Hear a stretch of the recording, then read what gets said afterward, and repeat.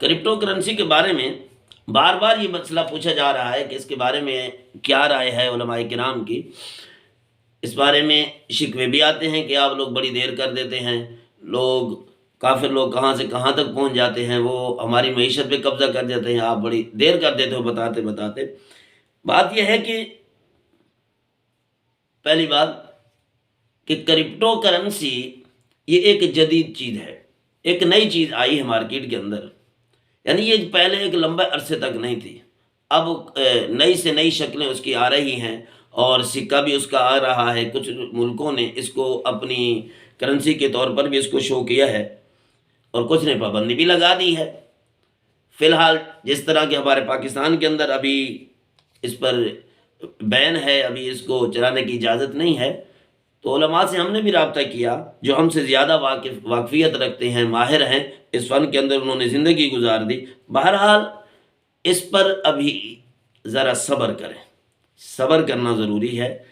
کیونکہ اگر حلال نہ ہوا تو پھر آپ کا روزگار حرام بن جائے گا، اس لیے کچھ دنوں کے لیے صبر کرنا زیادہ بہتر ہے۔ دوسری بات یہ ہے کہ ہماری جو سستی اور ہماری غفلت کہیں اس کو، یا جو کچھ بھی آپ نام دے دیں، بہرحال تحقیق کے بغیر تو ہم کچھ نہیں کہہ سکتے۔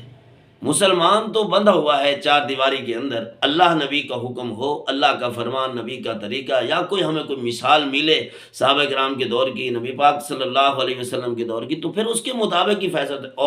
فیصلہ کر سکتے، اور ہر طرف سے دیکھنا پڑتا ہے۔ یہ کہ ایسی چیز نہیں ہے کہ فوری طور پر ہم اس کو یہ بٹن کے ذریعے ہم اس کو حل کر لیں۔ اور باقی کافر لوگ جو ہوتے ہیں ان کے لیے کوئی چار دیواری نہیں ہے، ان کے لیے کوئی دائرہ نہیں ہے، ان کو مفاد سے غرض ہے، جہاں مفاد ان کو نظر آتا ہے، وہ چاہے اسلام کی بات ہو اس کو فالو کر لیتے ہیں، چاہے ان کی اپنی بات ہو اس کو فالو کر لیتے ہیں۔ مسلمان پابند ہے اپنے دین کا،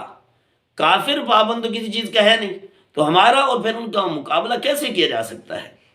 جب تک کوئی چیز حلال نہ ہو صحیح طریقے سے، ہم حلال کہہ نہیں سکتے، بلکہ ہمارے کہہ دینے سے بھی وہ حلال نہیں ہوگی۔ تو ہم اتنے مکلف ہیں کہ ہم اپنی تگ و دو کریں، اپنی کوشش کریں، اور